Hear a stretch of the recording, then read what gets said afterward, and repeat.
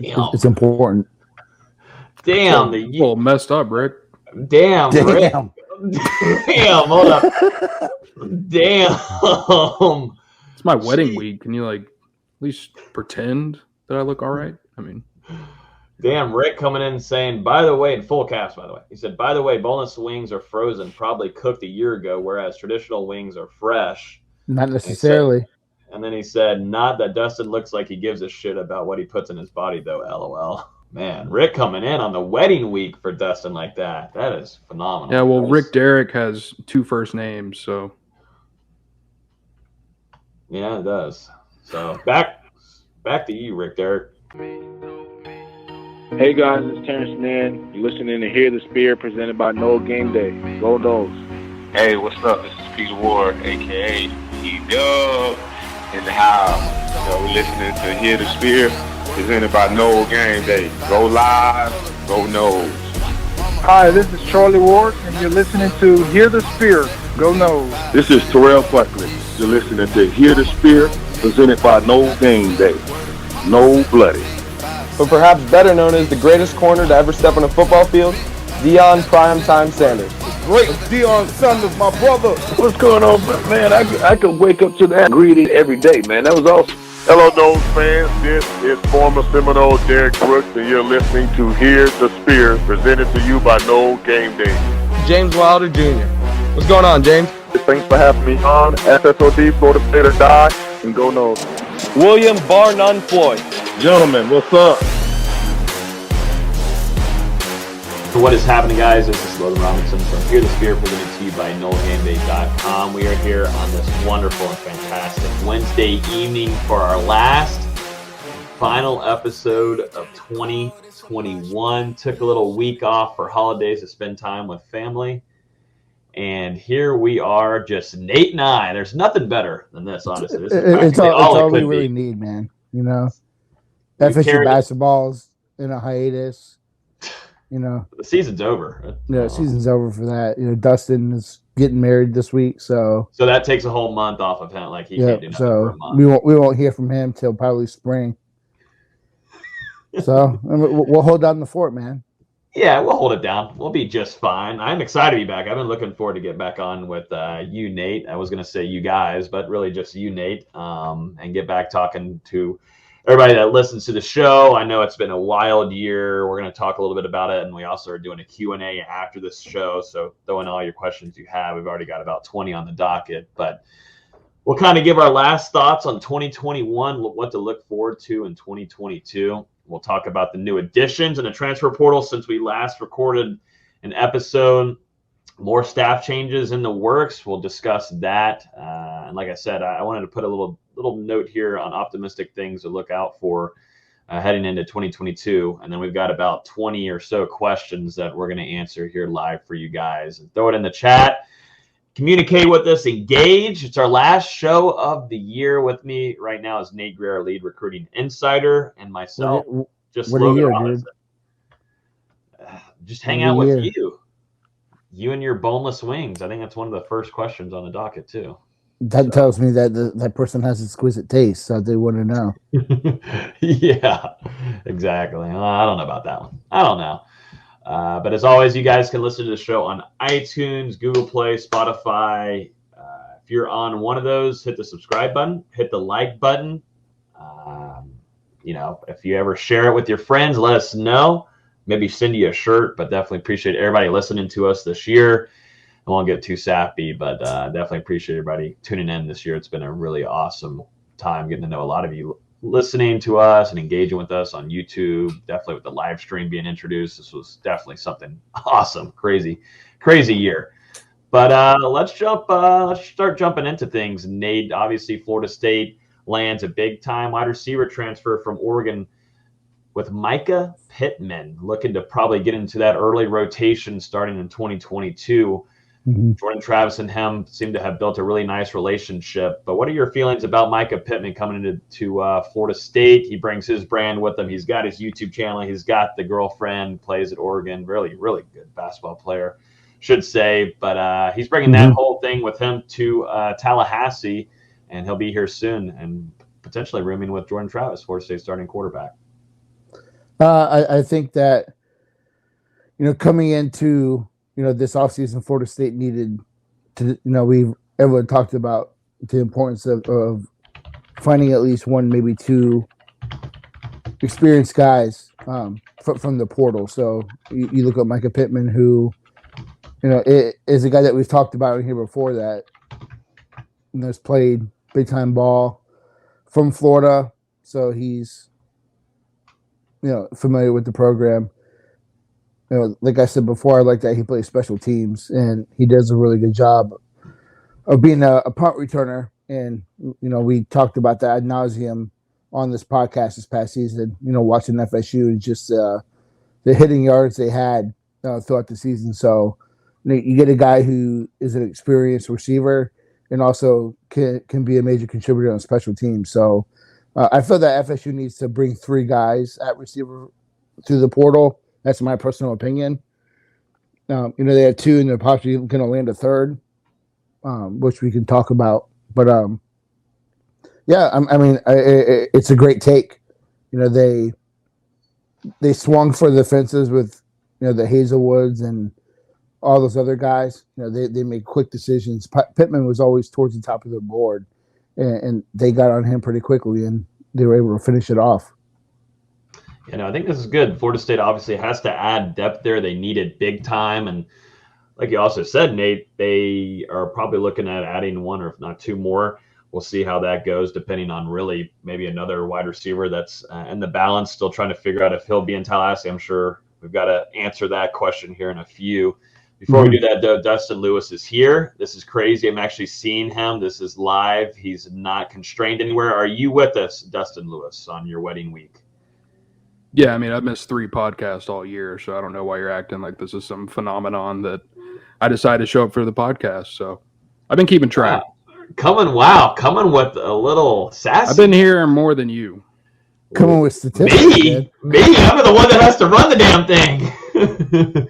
Coming with sassiness, Nate. You gonna let him talk to you like that? I was talking to you. It's his wedding week. It is.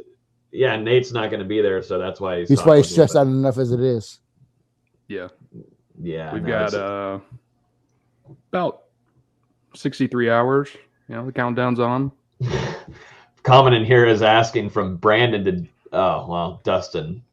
Oh, Dustin. I don't know if Dustin Hill did. I don't think Dustin. Did you? Did you go to jail? It's on the horizon. Oh my goodness. We'll see what happens. You're making it through, though. You're making it through. You'll be okay. Well, I'm not going to reply to that, dude. That's just, why would anyone put that shit out there?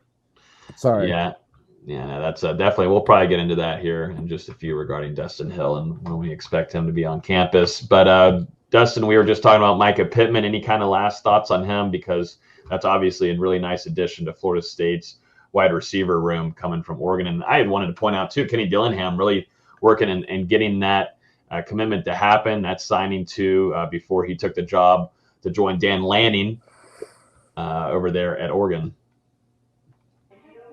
Yeah, obviously a guy who's extremely talented. He didn't put up huge numbers at Oregon, but that's just because of various injuries that he dealt with throughout his time there. And this past season, Oregon really struggled to throw the ball downfield, which is where I kind of think he's at his best, going deep, even though he's 5'11", 6 foot, he can still go up in traffic, make catches. He has really good hands, shifty in the open field.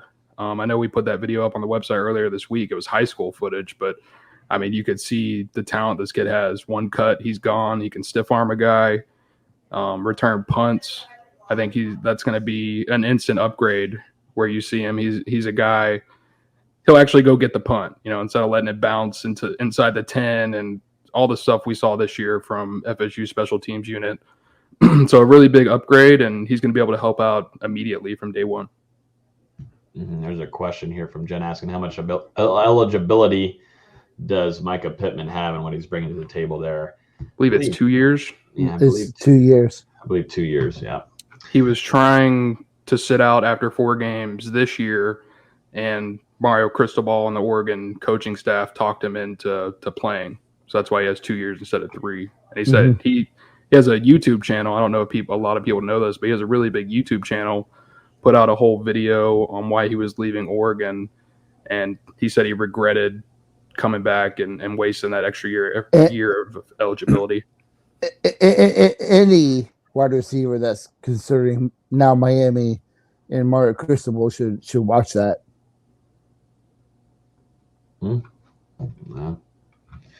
Then along with not only Micah Pittman, Johnny Wilson pops and commits to Florida State. Another guy from that West Coast kind of area there at Arizona State. 6'7". I'm feeling Greg Carr vibes over here, but Florida State is looking to increase its red zone threat there. You had Malik McLean kind of start getting a trend going there and going up a high point in those balls. But one thing I found out about Johnny Wilson is really yards after catch too. For a long guy and lengthy as he is, he can stay on his feet for a good while. But Florida State's really just trying to add some depth there in the wide receiver room. And one of the key things here, one of the fun things to learn, Dustin put out a piece earlier this week about these two, Micah Pittman and Johnny Wilson, being former teammates in high school and absolutely dominating in Calabasas. Yeah, you could tell that he was a guy Florida State wanted. I mean, pretty much as soon as he entered the portal, 2 days later, he was committed to Florida State. So they attacked that instantly, got the job done. And like you said, 6'7", 230 pounds. Apparently, he runs a legit 4.5 to 4.6. So this is a guy who's long and he's got plenty of speed too. And you can see it on film. He knows how to go up. He knows how to use his size, go up in traffic, over defenders. And I mean, there's not many people on the football field that are going to be able to outreach him at his highest point, going up to catch a football. And a much needed talent to Florida State's wide receiver room, just like Pittman. And you look at their recruiting rankings back in high school. I mean, these were two guys that were both top 150 prospects in their respective recruiting classes. So instead of getting high school talent, Florida State's now hitting that transfer portal, and they're getting guys that have experience left, have some youth, and were also highly regarded coming out of the high school ranks. Yeah, and I know there's some people who are upset because they're not landing some kid who put up 80 catches for 14 and 18 touchdowns. The point is that Florida State needs to bring in talent. They need a talent infusion. And with Pittman and Wilson, I think they've done that so far. I know a lot of people listen to the measurements and they compare him to Kelvin Benjamin. But he's a faster version. I think he's better in the open field than what Kelvin was. If he can produce like Benjamin did his, in 2013, that's just a home run. But you got to be excited about the potential of a guy who's 6'7" and can stretch the field. And like Dustin said, no one's going to really beat him to high point of ball. So again, it's just FSU bringing in more talent to just get better there. We've talked about it all season. Florida State's got to get better, whether it was through high school recruiting, the portal, or both. So, Kevin Coleman's still out there, but they're really hitting the portal really hard. Yeah, not just talent, but also the wide receiver room is getting a lot bigger. You look at Wilson, 6'7". You've already got McLean at 6'4". Believe Darian Wilson and Portier are right there as well, 6'3", 6'4" guys. And we'll see who else Florida State can get in the portal. One thing with Wilson too, Florida State's run game just got even better with Wilson, who's a really good blocker. So again, that's something that we don't talk about when you look at these wide receivers.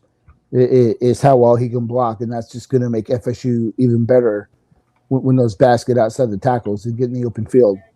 Yeah, Malik McLean did a really good job of that. That's why he started so early in his career at Florida State, because of how well he blocked starting off in that Notre Dame game, first game of the season, and that allowed him to get playing time really early on. Busted off. He was the guy downfield that chipped off Kyle Hamilton, and then had a little bit of a block towards the end of the run that let Corbin get into the end zone. So, let's talk about two. Greedy Vance, Louisville transfer. He popped yesterday around lunchtime. transfer from Louisville, played a majority of his freshman year as corner, but from when I talked with Greedy yesterday, he told me that staff is looking at him to kind of be all around the defensive backfield, not primarily at corner at the corner position.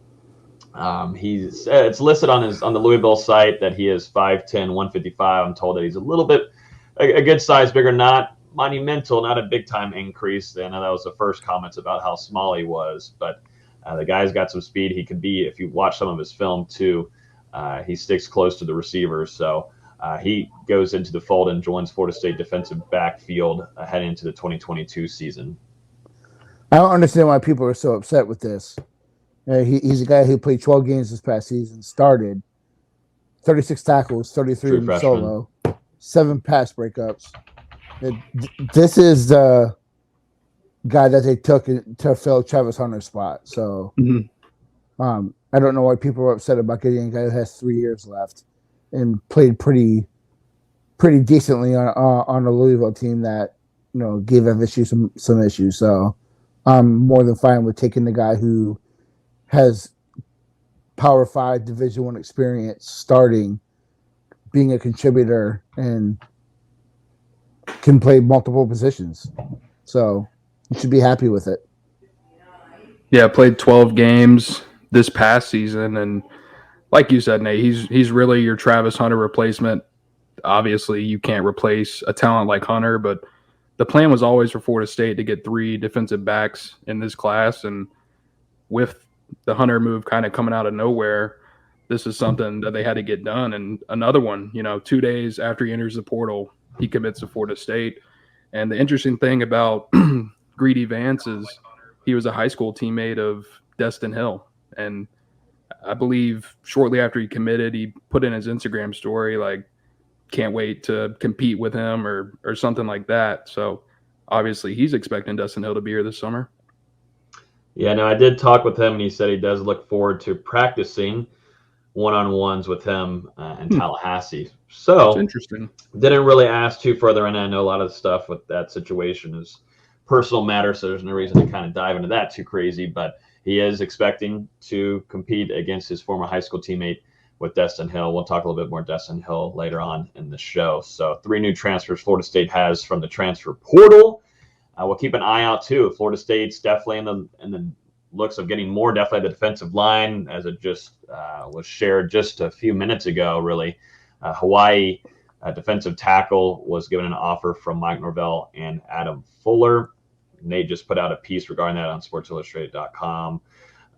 It is Jonah Lulu. I'm terrible. Definitely, this is just adding up to me just screwing up his name. It's another kid that's blown up since he entered the portal. Immediately, yeah. USC, Oklahoma, LSU, Georgia, FSU, Miami, Cal, Washington. Getting a ton of offers. The guy had 6'6", 280, kind of a bigger Dennis Briggs, so to speak. He can line up outside and inside. 40 quarterback pressures this year, so he gets out to the quarterback. So, yeah, I'm assuming Florida State's probably looking at him to play defensive end, if I had to take a guess. Hopefully we can get in contact with him soon and get some clarification. Yep, and I really like where Florida State is with Greg Spahn right now. I think that, when you talk about athletic freaks, a guy who just moved over to wide receiver. High school was a really good athlete, but a guy who is legit 6'3", pushing 200, and is tying multiple under 4.4. So again, it's not a guy who put up a bunch of stats this year. He's just growing into the position, but it's just another guy that lifts the floor of that room, and you get more talent in there. So, that looks like that's leaning towards FSU's favor right now. So they're definitely not done in the portal. Yeah, this kind of goes into a question here from Jen asking, are there any linebackers or any good ones that are in the portal that Florida State should be after or is going after? Doesn't really pop in my head, man. There's no Miami, Ohio guy. Yeah, the Miami Ohio guy. There's Noah Taylor from Virginia. Committed. Yep. So to North Carolina.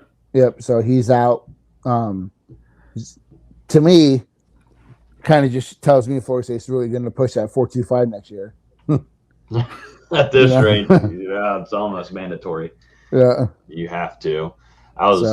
This kind of leads into the topic here. Biggest transfer portal needs, obviously linebacker. Yes. I think a lot of more options there is going to come after bowl games and head into the spring too, where guys figure out whether they're going to be in the lineups and practices. But what do you guys think is going to be the biggest need, or what is the biggest needs right now out of that transfer portal? Well, it was definitely wide receiver, I would say, number one, and they've done a good job of filling that need. And I think if they get Span in the fold, three transfer wide receivers, that probably wraps everything up there. Other than that, looking at the roster, it's really defensive end and linebacker. You've got to get hopefully 2, maybe even 3 transfer defensive ends to come in and fill some of that production that you're going to lose from Jermaine Johnson and Keir Thomas, because you just have a lot of guys who there's some talent there, but there's a lot of inexperience. So it'd be good to get a veteran in to kind of shore up that room. And obviously the top option right now, Jared Verse, Florida State, firmly in that recruitment. And it seems like he's going to be making his decision either later this week or next week. So we should know sometime soon where he's going to go. I think Florida State, Tennessee, LSU are probably among the schools that are in the best spots right now.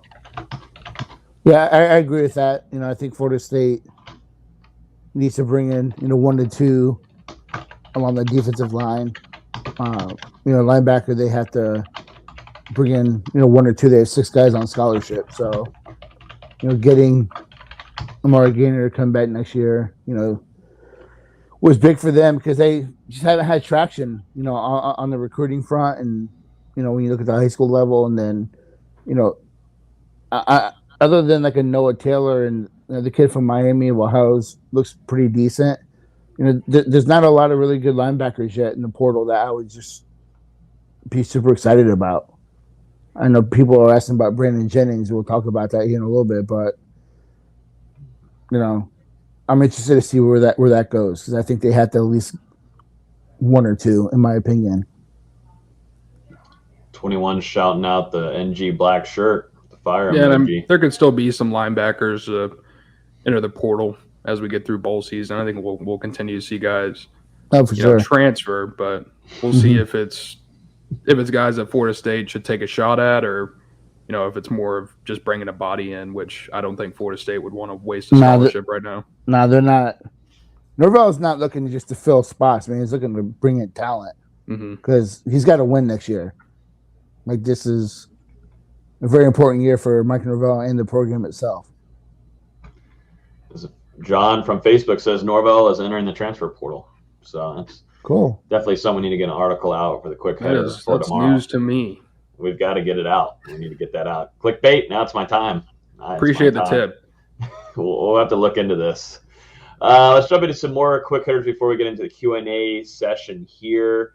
Staff changes. Doesn't seem like I think most of us here feel like there's more on the horizon. Just seems like, little holidays, let everybody spend time with family, but starting next week, kind of get back into the mix of things. And you mean the contracts don't expire until January? What are you going to do? Well, things go on, and, you try to help out people that are internally with you and find other places. And, is that good?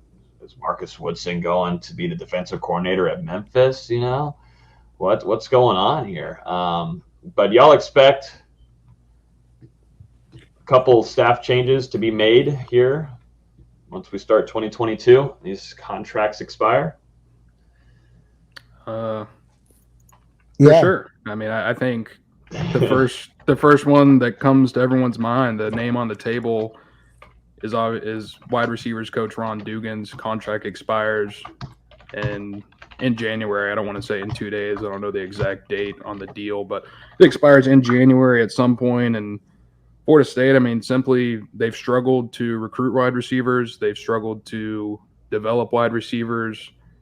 Past two seasons, you haven't had a receiver eclipse the 400-yard mark in 2 of your last recruiting classes, you failed to sign a single wide receiver. That could still change for Florida State in February. But through the early signing period, 0 wide receivers in the fold. So it kind of feels like it's time for a change there. Dugans was a holdover anyway when Norvell was brought on from Memphis. So I could see David Johnson being shifted to wide receivers coach, which is a position that he's held at most of the other jobs throughout his career, including under Norvell at Memphis. And we'll see what happens at wide receiver or at running backs coach. I think there's a couple options on the table. Yeah, I kind of want them to. I think the writing's on the wall with Dugans. Let's just start there. Yeah. It just hasn't been great on a lot of fronts there. I would like them to keep Johnson at running back and go give me that guy from Pitt, who played for Coach Norvell at Tulsa. So his name's escaping me right now, but yeah, I know who you're talking about. That's who I would really like to see, or a guy like Jawan Cedar, who I know a lot of people are talking about him. When you want to address the recruiting piece, he's a proven recruiter and one of the best in the country. Odell, I can kind of see him coming back. It's up to him. Like he has a rejuvenation. Yeah, I mean, it's up to him. It's up to him. Rejuvenation with. I mean, Lovett had a great year. Robert Cooper stepped up and had a good year, along with that whole defensive line. You had Jermaine Keir do their thing. I kind of think that we would. I think we Malcolm see Ray. I think we see Cooper and Lovett and all them leaving if Odell was going to leave.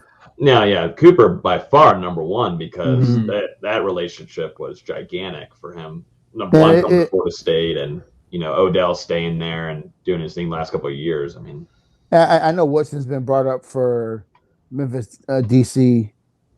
No, I honestly haven't heard anything either way. But I'm not, so I can't really comment on that. I think that, out of those 3, Dugans for sure, Woodson I think is a coin flip, and I think Odell will be back next year. The Tyree West thing kind of sucked.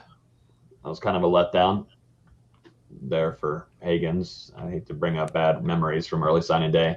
Yeah, but I don't know if that was on Odell though. I don't know. Nah, that's what majority of people think. Well, blame it on a bag. Yeah, the bag. That the NIL talk. I think we're going to have a lot to chat about this upcoming offseason because there's a lot of things that the state of Florida's got to catch up, bro. Like, for real. Got Texas offering $10 million annually.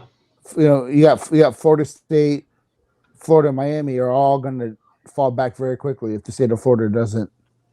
And I think tells you something that the day after the early signing day, they're talking about it at the state capitol on how they can make it more open for these schools in Florida to not have the obstacles that the others are having. Mm-hmm. You got oil money. I was talking to someone that made a good point too. You look at like USC, Oregon, UCLA, they got that Silicon Valley money out there. Some kid that graduated from USC that $20 million, it could be nothing to some of those guys out there. So it's what's going to come down to, man. So Spanx lady, for listening, man, tighten up. Let's go. Where are we at? I just watched a little episode on her last night, and I didn't know that she graduated out of her field. She really wasn't going to do business stuff at Florida State, but kind of did it on her own once she graduated. Tighten up. Where's she at? Tighten up, Where man. we at? Charging $80 for a form-fitting shirt, man. Tighten up, man. Hey, I mean, good for her. Dustin could use some Spanx coming up this weekend. Wedding boy.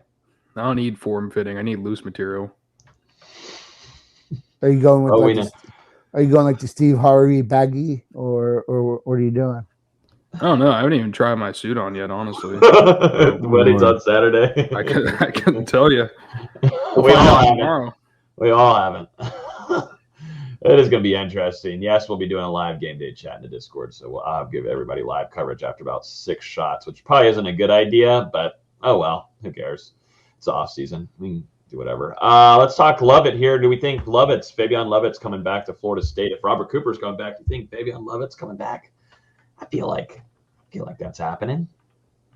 I think he's still testing the waters and getting feedback from the NFL and scouts and such to kind of see where his stock would be at if he did decide to go to the next level. Because he's got a family to think about. He's got a young son as well, and he had a pretty good year. He was kind of banged up as the season ended, but there were stretches where he was Florida State's most dominant defensive lineman, in my opinion. Really showed the potential of what he could grow into in the future, and I'd love to get him back for one more year. Yeah, he really stepped up when Briggs went out. Get him back one more year.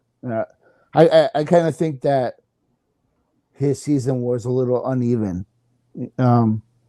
which is something that I think would push him back to FSU for one more year.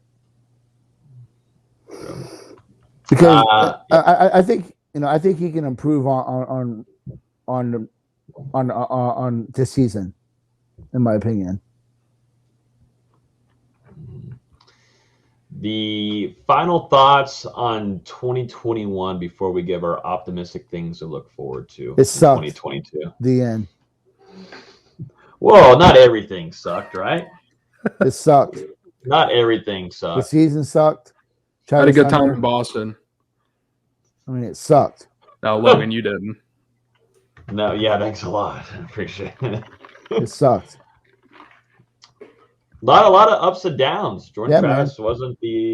Jordan Travis came in as a starter. Got to see some Mackenzie Milton there. Just got to see that he wasn't 100%, maybe not even 90%. I don't think he's 50%. Yeah. I mean, that was a little disappointing. We saw the youth of this team. Josh Griffiths kicked out, gone. Yeah, I shouldn't say kicked out, not kicked out. I should say left the program. Whatever. But seems like years ago.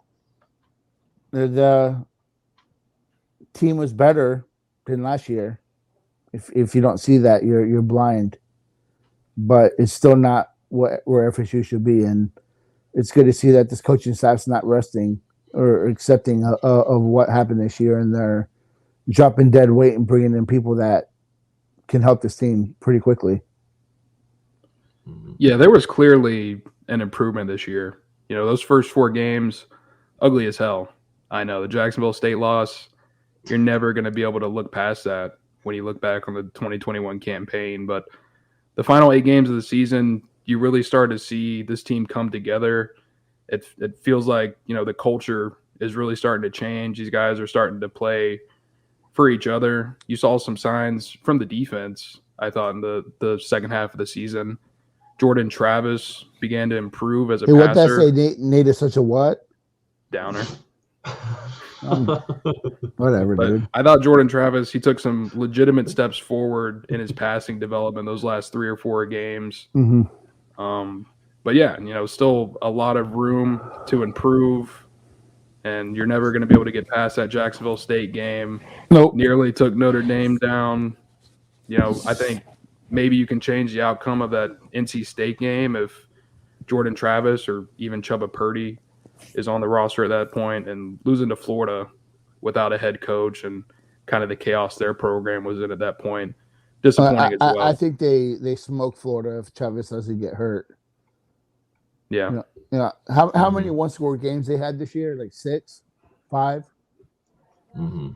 So now they got to flip those next year. Would have been a completely different season if they pulled off the upset of Notre Dame and not have that disaster of a game versus Jacksonville State. Things are a lot different, man. Yeah. Got to see a lot of upside with some of the true freshmen coming into it, Kevin Knowles and Amari Cooper. Sure. It seems like the DB room there, the future is extremely bright for those two, which was fun to watch. I can't lie. It was really fun to watch Jermaine Johnson, just dominate people.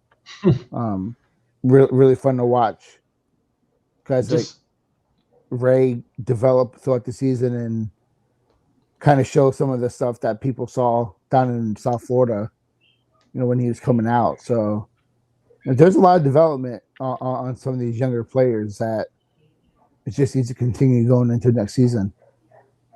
Mm-hmm. Yeah.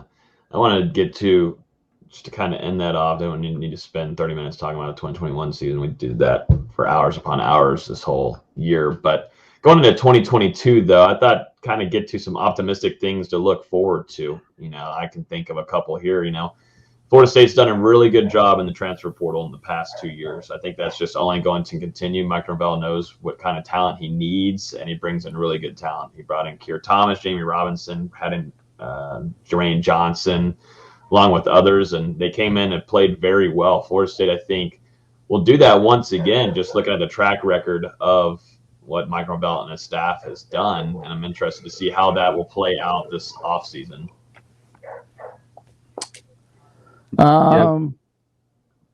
Yeah. No, I think any optimistic things to look forward to. I'm optimistic for the continued development of the offensive line. Mm-hmm. That they signed a phenomenal class. They have 2 guys coming into the portal that could help them pretty quickly. So I think that we'll see the offensive line take a step forward, which will be exciting for us as FSU fans. I think that another year in the program for Travis to see if he can develop. I still think they should bring in another guy through the portal, just because I'm not comfortable with 3 scholarship quarterbacks and one that just has looked horrible when he's played in games. So, optimistically, I'll wait till spring before I'm optimistic, man. To be pretty honest with you, I'm gonna follow you, Nate. I would say the offensive line is one thing I'm optimistic about. Going into the 3rd year with Coach Atkins, I think you've got, I don't know the number off the top of my head, but between 16 and 18 scholarship offensive linemen, and none of them at this point are duds. You've either got some guys that have played and are experienced and talented, or you've got some youth that has been developing and showing signs, and you're going to add to that with right now 7 scholarship offensive linemen coming in. We'll see if Florida State maybe gets one more. So I'm expecting, continued improvement there, and especially with the experience some of the guys coming back already have. And then the defensive backfield, same kind of thing. You're not really losing, at least right now. You haven't really lost any contributors to the NFL draft or the transfer portal. Miko Dotson will be moving on, but other than that, you're returning a lot of young talent, and hopefully the strides. If they can get Jamie back, I think that just makes that defense much better next year. Mm-hmm. Yeah, and you're bringing in two good true freshmen who could play earlier in their careers, and obviously Greedy as well. Mm-hmm. So we'll see how it shakes out. And man, another thing I'm optimistic about, I'm on the Jordan Travis train now with Logan. I think Jordan Travis is going to be one of the best quarterbacks in the entire conference next year, as long as he can stay healthy. Those last 3 or 4 games, he was figuring it out, preserving his body when running, getting out of balance more, sliding more, avoiding contact. And then, his throws, they're finally just hitting. You've improved that wide receiver room. You're going to get Cam McDonald back, and some of those young tight ends could continue to grow.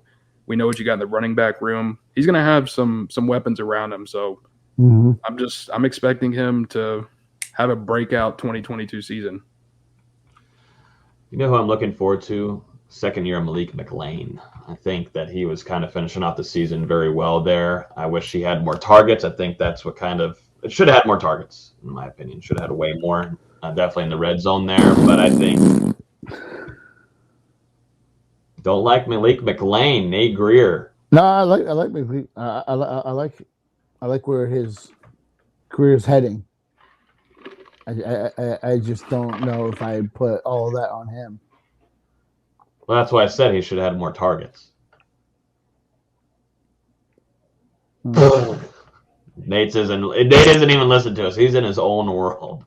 But Malik McLean and also Joshua Burrell, he was sidelined this entire last season, but he had a lot of promise showing up in the spring and also the early part of fall camp, but didn't get to see him at all this last season. I'm looking forward to hopefully having the debut of Joshua Burrell, hopefully maybe later in this spring, because, sideline, didn't get to see him practice at all this last season.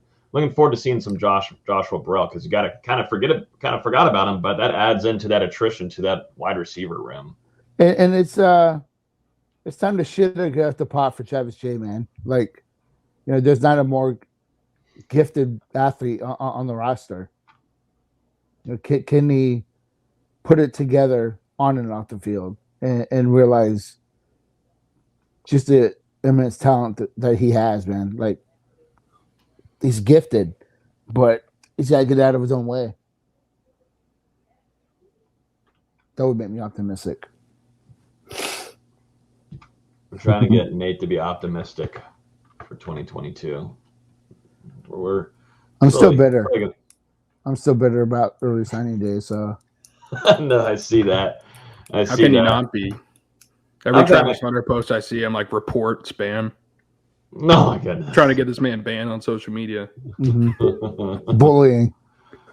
Oh man, I'm excited for year 2 of harassment. Yep. I'm excited for year 2 of Treshaun Ward too. I can't lie. I thought he was the overall best back that Florida State had last season.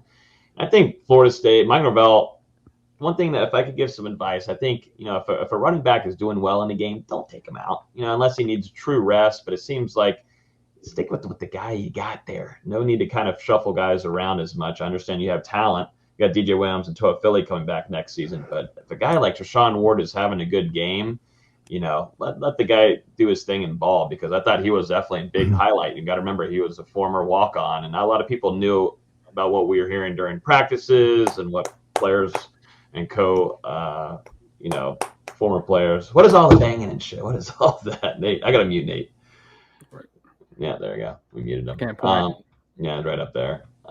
Look, now he's doing that, but watch, I can do this, and then I could go in here and do this. I can't do it until he's, wait, now I can edit that, and then now the mic volume 0.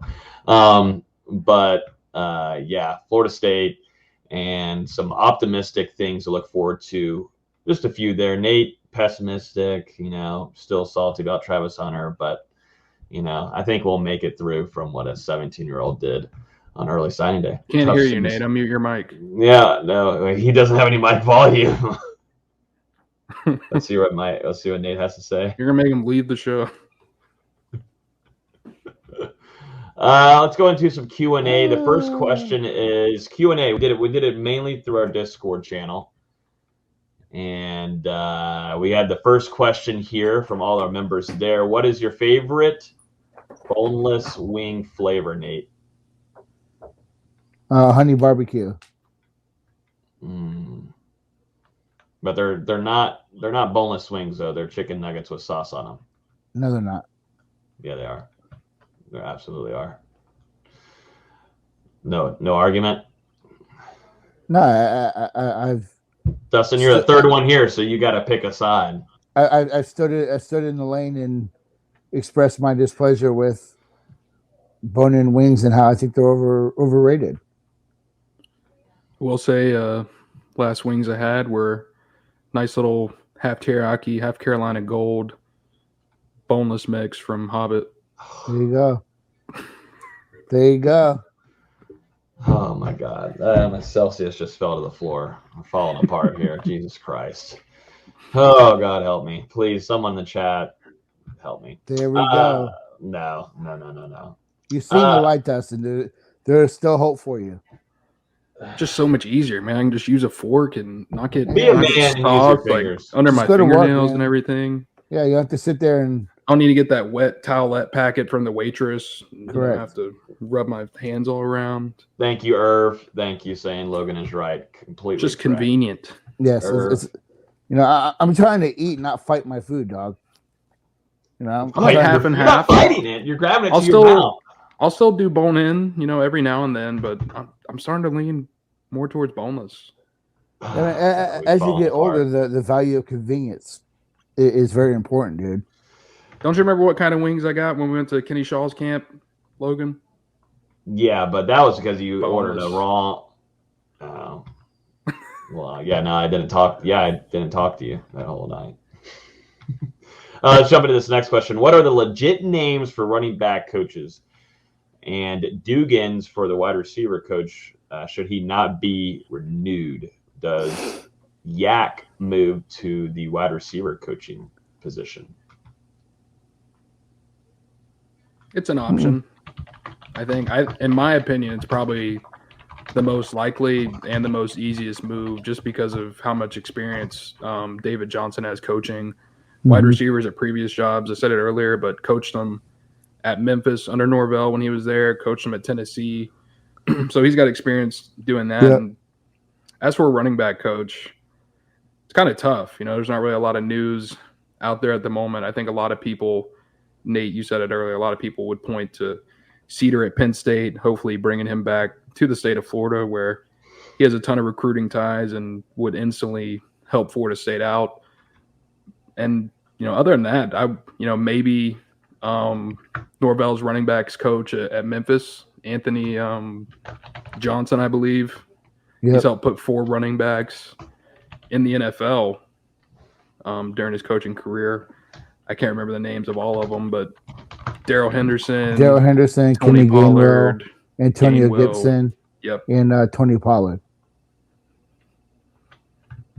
So a proven developer of talent, because when you look back at some of those Memphis recruiting classes, those weren't guys that were 4- and 5-star types coming out of high school. He built them into what they were with Norvell at Memphis. So I'd be interested to see that with the connection that those two have. I kind of think you have to. I don't want to say a big name. I think you have to bring in a proven recruiter with what. You need to make a splash. With what Florida's done, I think Napier is a good recruiter. Really question what he can do I think he's the exact opposite of Dan Mullen, where Mullen was just a really shitty recruiter, but was one of the best in the country at X's and O's. You watch Billy Napier in a game, and you just kind of question some of his decisions, but he can recruit. Mario Cristobal he's gonna recruit well down in Miami, so you have to bring someone in that can compete with that. Damn, it's important. Damn, a little messed up, Rick. Damn, Rick. Damn, hold up. Damn. It's my wedding week. Can you at least pretend that I look all right? I mean, damn, Rick coming in saying, by the way, in full caps, by the way. He said, by the way, boneless wings are frozen, probably cooked a year ago, whereas traditional wings are fresh. Not necessarily. And then he said, not that Dustin looks like he gives a shit about what he puts in his body, though, LOL. Rick's never worked in a restaurant. You can make boneless wings straight from scratch. I've seen wings that are fried or frozen for 6 months that they get shipped to restaurants. So wings aren't always fresh, my man. Nate's giving you the boneless facts. And frozen food is proven to keep the nutrients and taste and flavor inside the food better than what a fresh product is. Ladies and gentlemen, that's a fact, Jack. That's a fact, Jack. I mean, Rick. Man, Rick coming in on the wedding week for Dustin like that. That is phenomenal. Yeah, well, Rick Derrick has 2 first names, so. Yeah, it does. So back to you, Rick Derrick. Rick says he loves you, though, so it's all good. Hey, now he's getting married this week. Watch out. Watch out now. Fiance's going to come after you. We know that. Watch out. Is FSU talking or pursuing former Florida State commit Brandon Jennings' legacy? I'll let Nate talk. No. That bridge is burned. Florida State really tried to do their best to hold on to that, and there was a falling out there, so not gonna circle back on that one. No, he's a good player. Had a pretty strong freshman season, but the simple fact is that the coaching staff does not get along with him, and he doesn't get along with his coaching staff now. So it's not a fit. This next question is regarding Coach Woodson, which we just practically were talking about him at Memphis potentially being the defensive coordinator. I personally haven't heard anything on this happening. I don't care what happens now. Since he lost Travis Hunter, he says, "Screw off, Marcus Woodson." Nate is not a fan. Oh man, he had one job. Oh no! Don't get see. Don't, he had one job. The chat is just gonna. Okay, he had one job, and that was blame to it on make the sure bag that Travis Hunter ends up in Tallahassee, and that didn't happen. So, Carol, it's hard to blame Woodson for that, though. We're not being negative. We're just talking about how 2021 was up and down. There were some not great moments, up and down, and there were some other moments that you could take a lot of positive things from. Meanwhile, when Nate opened up that segment, said it effing sucked. for Nate, it was like, yeah. Carol, I went from being in the stands for that Notre Dame game, just soaking in that environment, how exciting it was. And you were in the stadium 2 hours before kickoff. You saw the punt. Yes. Warm-ups. You saw punt warm-ups too. Because I had to. But remember, I had just gotten, coming off COVID, man. I was tired, bro. So you got there 2 hours early. But coming off that excitement and then that freaking bullshit game the week after, and then it was a tough season, man. Absolute roller coaster of a ride. Yep. We'll never forget it. They go in and they beat Carolina. Like, what is this team doing? They go and they wrap up the season losing to a very average Florida team. So it's like, man, like, really? William's asking if we can go, all three of us go out and help recruiting. I'm trying. I offer recruits money every day. Allegedly. Yeah, allegedly you did that. Yeah, allegedly. Can't wait to hear from whatever someone's going to email us. I offer recruits bonus. It's a joke. It's a joke. Allegedly. You offer them chicken nuggets with sauce on them. That's what you offer. Let's move on to the next question here, as we should. Why did Julian Armella sign later in the day? It's time to get our conspiracy theories together here. Did Atkins drop a bag? Julian Armella. Do we really want to address this whole bag thing? Yeah, we can't really say that. Yeah. Come on, dude. Well, that's in the question. Well, I think that he listened to Florida, LSU's their pitch about holding off and signing. But I think that just the relationship with Coach Atkins and the way that it developed and just how quickly they connected throughout the season. I think that after thinking about it, I think you kind of just knew where he wanted to go, and I'm sure that they had a conversation about trying to finish the day off in a positive note, for sure. But I think that Armella just kind of knew where he wanted to go, so why delay the inevitable? Finish it off on a good note and move on. Yeah, I think he was thinking about it, and Atkins gave him the call and said, "Stop screwing around. You know where you want to be," and he pulled the trigger. And he's going to be really helpful for Florida State. Not an early enrollee because of going to St. Thomas Aquinas, but when he gets here in the summer, starts to work on his body and everything, he's going to be a contributor, not this year, but down the line. That's one thing I'm optimistic too about is Coach Atkins, his future at FSU. I think he's one of the best assistant coaches in the country. This is from Raz asking you, Nate. Has Nate not figured out how to turn his phone sideways? I don't want to. There's your answer. On to the next question. What can the team sell to recruits right now? What do you think Is that going better? on? Yeah, upside down.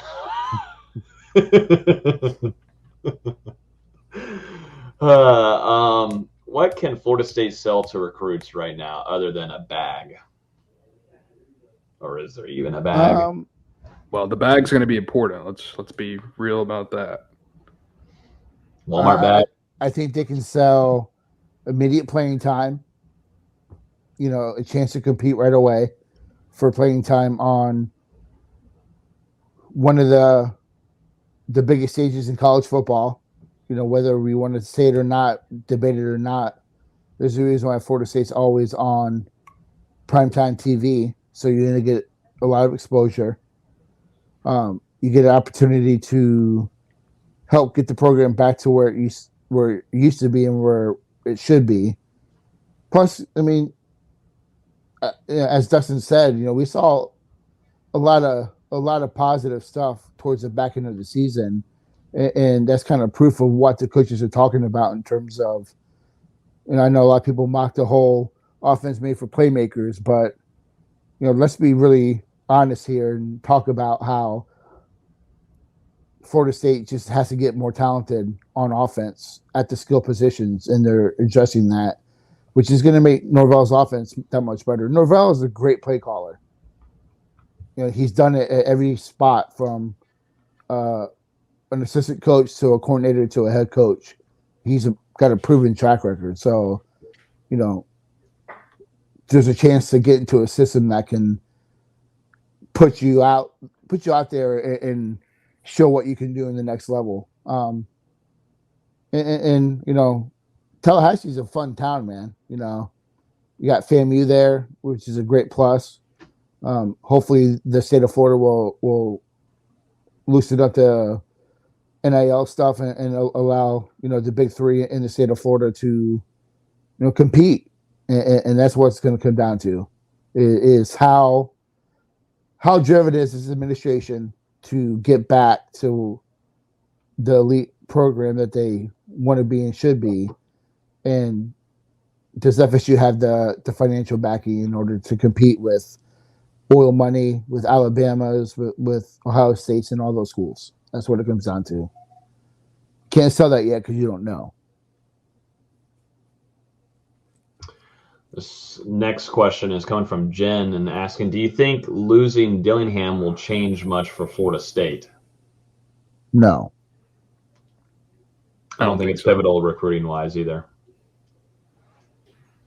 Dillingham and Norvell worked hand in hand in that offense. So, I mean, whoever you want to call the primary play caller, it was going through both of them. They both were very much involved in those decisions, and Norvell was the one that called the plays back at Memphis, you know, when they were setting records on offense. So I have no worry with Norvell taking back over as he kind of grooms Atkins, I would think, eventually. I know some people are kind of questioning the move of Tony T, but you know, that's a coach that a lot of people are looking at as an emerging, up and coming coach. So it's hard for me to really truly knock Norvell when you look at his coaching tree and who he's hired in his tenure as a head coach. So I'm going to kind of wait and see with that. I think it's a good move for Dillingham to get out there and kind of prove that, you know, he can call an offense while, you know, he works to become a head coach. And, you know, it's an opportunity for Atkins, who's been an offensive coordinator before, to be on a big stage and show what he's got. You know, he's a future head coach somewhere, I think, within a few years. Yeah, I'm excited for Tony T. He's been under Norvell for the past 5 years. He was actually an on-field coach at Memphis with Norvell. Yep. Came to Florida State to be a senior offensive analyst, and now he's going to get his shot, you know, on-field coaching job at Florida State as a quarterbacks coach. And he's worked closely with Jordan Travis the past 2 years. They've already got a relationship. You saw Kenny Dillingham pretty happy about the hire on social media whenever the news came out. And from what I've been told, he's already been reaching out to recruits, AJ Duffy, Chris Parson, and began building a relationship with them as well. Yep. Forgot to mention, too, we've got the All-American practices happening right now. AJ Duffy's already tossed a couple touchdowns. Seems like he's having a good night in practice. I'll be there Sunday. Nate will be in attendance. Wish I could be there. Wow. I'll be there Sunday. I'd like to get to a practice, but I'm just too damn busy at work right now. I can't. Yeah. Apparently Travis Hunter and Sam McCall are roommates. So imagine how awkward that might be. I think it might be planned. I think the two are still close there. I'm just saying, you got to think McCall, he might have a little bit of adverse feelings towards Hunter, not being informed about the decision or anything. He might have been able to get past it over these past 2 weeks, but I'm sure at the time he was upset. Maybe he's getting a little bit of the bag. Sam McCall getting a little bit of the bag in the hotel room. I don't know. Good. What do you start talking about the fucking bags? That's what the bags are. That's what the fans want to talk about is the bags. What is that? You just blew out everyone's ears. Holy shit. You have a whistle on you at all times, Coach? No, it's a recorder. A recorder? I used to be able to play one of those things in third grade. That's a damn flute. What the fuck is that? Any talks with quarterback transfer Cameron Ward? No idea. Haven't heard much there. Never heard much there. Nope. I think that's a guy that definitely wants to go somewhere and have a starting spot. Yeah. That's not someone that's going to come in and be okay being a backup. No. He's looking to prove himself that he could produce the same amount on this level that he did previously. So he's looking for a chance to go somewhere and play right away, not compete for the starting spot. Going into this, is Florida State looking into getting a starting quarterback transfer, and is the staff is the staff worried about upsetting Jordan Travis with going into the transfer portal and grabbing a quarterback? Well, hopefully, if it's a decision that the coaches think is best for the team, hopefully, I do think Travis would understand that. It's what's best for the program. Hopefully your supposed number one guy, which is your quarterback, sees it as, hey, it's competition. It makes me better. But two, the coaches think it's necessary to bring in another arm to solidify depth and, have some self accountability and understand that you've been injured every season. So, the staff is trying to cover all their bases, and if they deem that they got to bring someone in, so be it, bro. That's how I look at it. Yeah, and the best players don't get quote unquote upset when other talent comes in to compete, because that just makes them even better in the end. And we saw that with Jordan Travis and Mackenzie Milton last year. Florida State brought in a transfer quarterback. They competed, and Jordan Travis came out on top with the job. And, we saw everything worked out during the season. But with the caliber of player that I think Jordan Travis has shown signs of and is starting to develop into, it's going to be tough right now with the guys that are available for someone to come in and beat him out. But you could still find a quality number two and a guy that could spell Travis in the event that, he still has some of those injury concerns that we've seen the last 2 years in 2022. I can't remember the dude's name, but the guy at Wyoming entered the transfer portal last week or whatever. He's one that I'd be interested in. This next question here is from the Discord asking, when is a 24-hour live stream? I think that should be after Dustin. Play that recorder again. That's when it's happening. God, I feel bad for people listening. You got to press on the whole. No. No, the goddamn podcast listeners are never going to listen to us again in their car. I feel so bad for anyone listening in their cars. Just blew out Allegedly. your speakers. Allegedly. All right, now you got to stop saying allegedly then. But I can't say bags. What is the admin's view on football? Will the budget get larger for the football program? I like having Alfred as a athletic director. Yeah. I think there's brighter days ahead.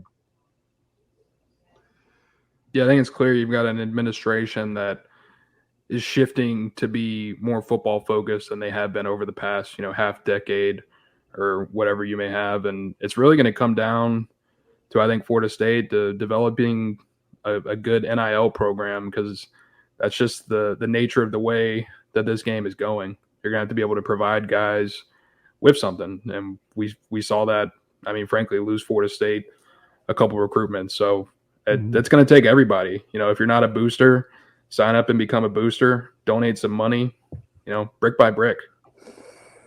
Wow, brick by brick. Good promotion there from Dustin Lewis. They should sign him. It should be your full-time gig. They should work with me, man. I could be their promoter or something. You would do a fantastic job at that. I think so. What is Logan's plans now that he's graduated? Well, let me start off with saying I'm getting into knitting.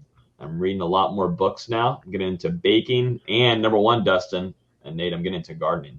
So I'm starting to get into being a gardener. Going the Newberg route, and I respect it. Mm-hmm. Joining Have in you on been the able fun. to reach out to him and get any tips about having a nice herb patch? No, haven't had any good advice there. I'm kind of going solo dolo with it. Got to get in those spaces, man. I'm sure he could bring you up there to ask a question. I know that might be my next thing. Look for me tomorrow. Fire him up for me. So I'll get in there and ask him questions. Next question here is going to be any news on portal linebackers? Anything on Noah Taylor? How do we feel about Committed Jared North Carolina. Burse? So yeah, that Noah Taylor one is axed. How do we feel about Jared Burse? We talked about him earlier, but last time, do you also feel good? There's some people that think he's leaning towards LSU. We'll see how that plays out. And LSU didn't even get a visit. I know. We'll see. You think things are crackling with LSU? Bag.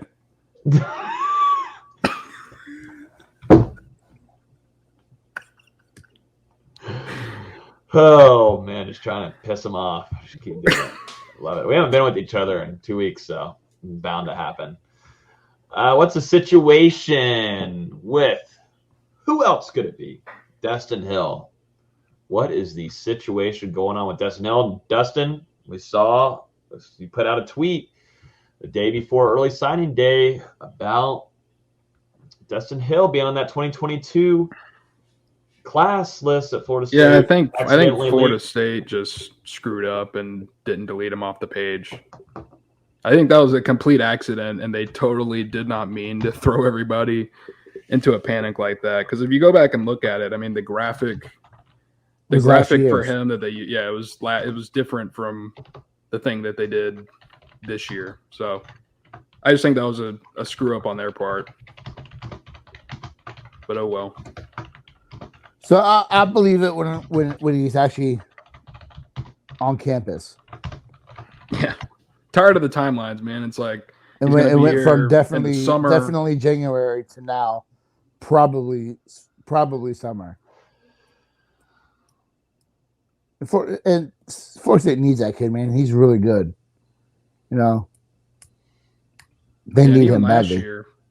Last year, whenever he didn't sign, stuff kept coming out like, oh, there's confidence. He'll make it to campus. So he'll be here. And then the timeline, it just keeps getting pushed back every single time. So like you said, Nate, at this point, you got to show me. You got to show me for me to believe. But if he does show up, that wide receiver room is looking like it's been pretty much completely flipped, along with the guys you've got coming back that should continue to improve. You know who expects to see Dustin Hill? How different does that room look, though? Not to get sidetracked, sorry, Logan. When you can bring in better talent, and a guy like Ontario Wilson, who was arguably your best receiver, is your second or third string guy. that's the goal, right? So be interested to see what happens. Well, you know who feels very confident about Dustin Hill coming to Tallahassee is Greedy Vance. Yep. Former high school teammate. So we'll keep an eye out. Optimism. This is the episode of optimism as we head into 2022. What are your New Year's resolutions? New Year's resolutions? Yeah. Not drink so much beer. Probably number one. I drank a lot of beer in 2021 and through my college years. Probably not do that. Read more books. I think I want to get smarter every day and find something new. And number 3, make you guys happy. I want y'all to smile more so we can have a good time on this show every week together. Because we're with each other a lot. Every day texting on the show and the Discord. Yeah, just make you guys smile more. 2022. What about yours, Nate? I'm moving. You're moving? I got to get back into the gym just for sanity's sake, you know. Mm-hmm. I would say, to kind of on the same line, as a guy who likes to read, I want to get back into reading. So, I read every night. I got 5 books in my nightstand. So, getting back to just gaining knowledge about things I'm interested about. And, yeah, that's about it. I haven't really thought about it. You're the one that asked us. Because someone else asked it, dipshit. You asked it. You brought it up. Dustin seems like he's got something. I would say also too, just to continue to focus on the balance of work and life. How did we get to lifestyle podcasts out of nowhere? They took this fully seriously. Oh man. Dustin, any New Year's resolutions for you? Just randomly in the middle of all of our questions here. I don't know. I've never really thought about it. I would say have a good marriage, probably lose weight so I don't die in the next 7 or 8 years. Rick told you to. So and just keep pushing No Game Day to be the best that we can make it all year and beyond that. Look at that. You're a great promotional person. Get into politics more. Going from Dustin Hill to New Year's resolutions, let's keep this trend going here and talk about Jamie Robinson and do we expect him to be back next season? Right now, I'm saying yes. I'm saying yes. I think it's 50-50. True starter. So he comes in, earns all conference honors, has a great Had a really good finish to the season. Came on real strong at the end of the season, put a lot of good stuff on tape. I think it depends on after the season, what does that defensive back class look like going into the draft? That's what's gonna. Not trying to knock him by any means saying that, but can you play one more season in college and put more good stuff out there and raise your stock, or does the NFL see you not getting better in terms of where you could get drafted, and you just take the chance and make the leap? So, yeah, and he had some struggles. I really hope he comes back because, he played really, really well the back end of the year. Yeah, like you said, he had some struggles early on, and then really came into his own those last 5-6 games, culminating that with the 18 tackles in the season finale against Florida, which, just a heck of an effort from him on that one.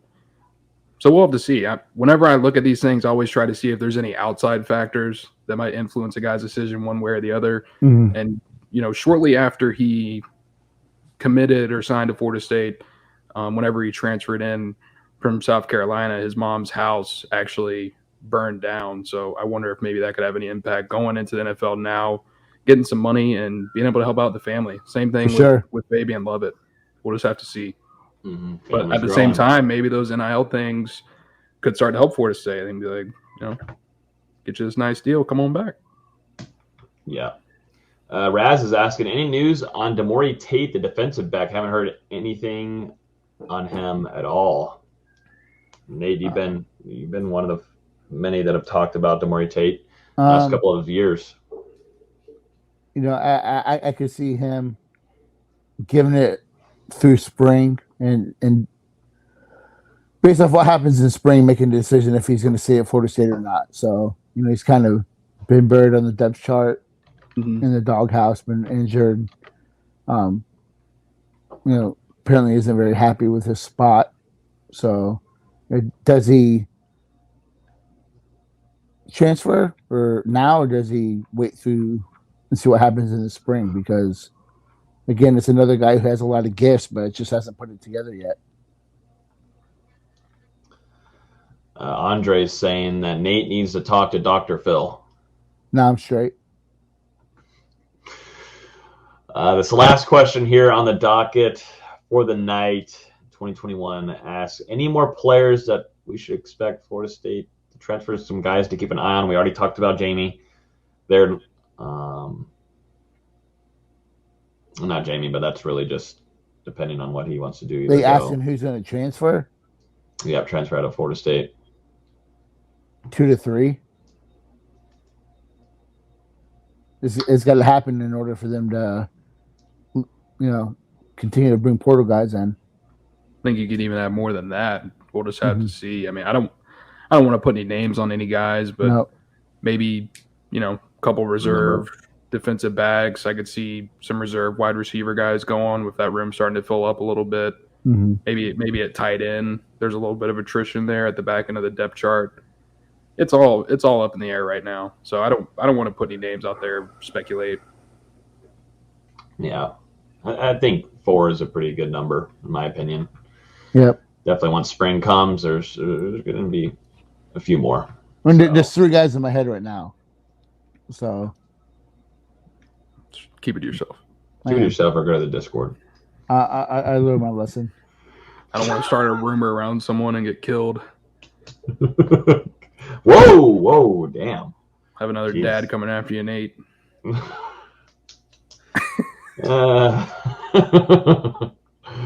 Oh my goodness. At least this comment here from Trent says, this is pitiful. This is pitiful. Didn't like our New Year's resolution segment there. Hey, we're just answering the fans' questions here.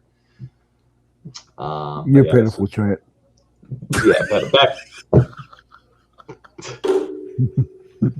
back to you, Trent. You made right back at you, buddy. Happy New Year. Happy New Year. You're pitiful. Right back at you.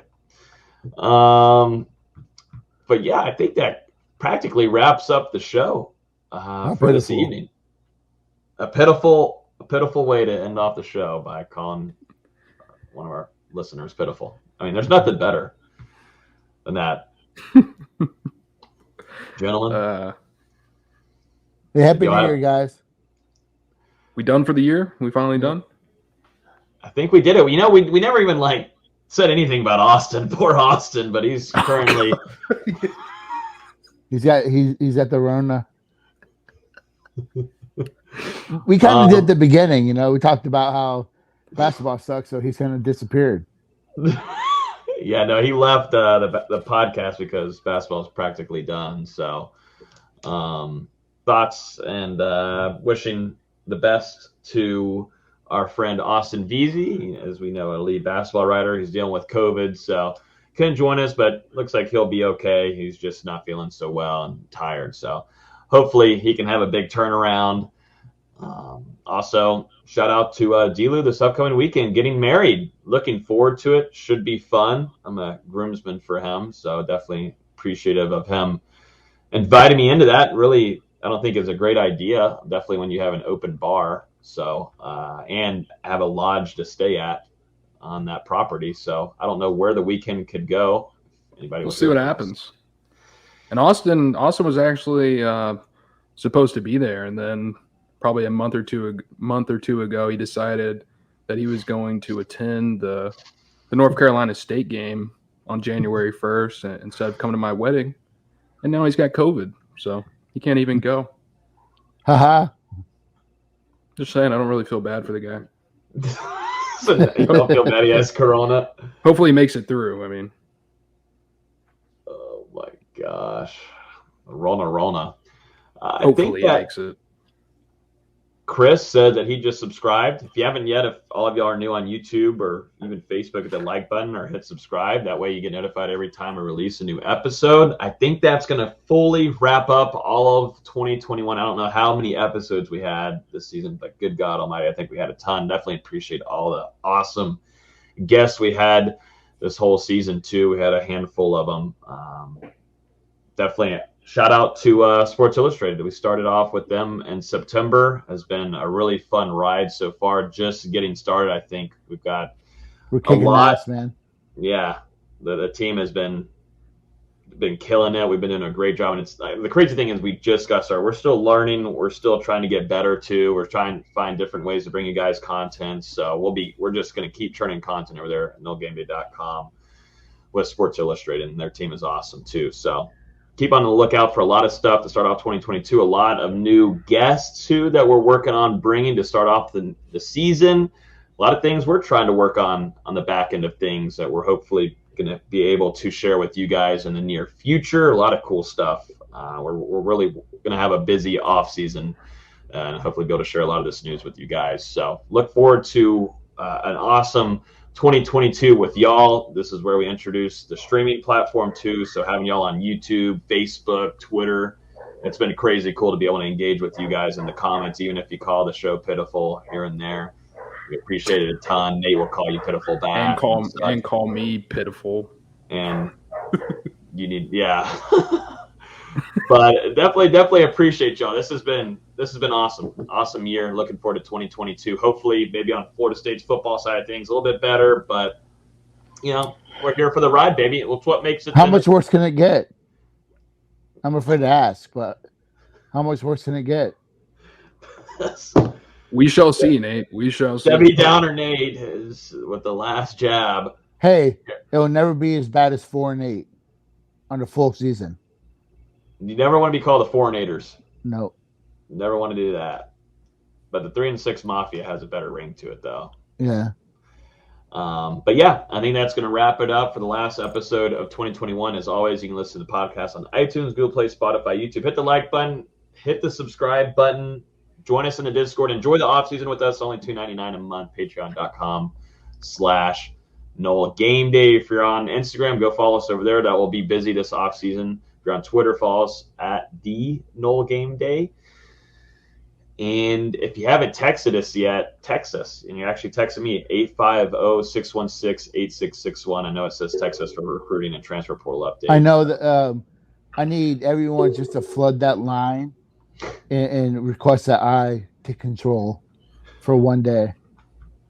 Yeah, and I know everyone wants to contribute to the wedding, so you can cash at me at Shadow DCL. So go ahead and send that money in. Oh my goodness! All right, that's Shadow DCL Cash App. Remember that. God. Oh Lord Elvis, Jesus Christ! All right, everybody, enjoy the rest of your year. Happy New Year! Look forward to 2022, and we'll talk to you guys next week. Happy New Year! I can't wait to kill these guys. I made it through a year with them. I can't wait to kill them. All right, see y'all in 2022. Adios. Ooh, someone cash at me. Did someone actually cash app you? Yeah, make sure you guys all do too. Come on, keep it coming. Okay, no one cash apped them. All right, we're out of here. See you in 2022.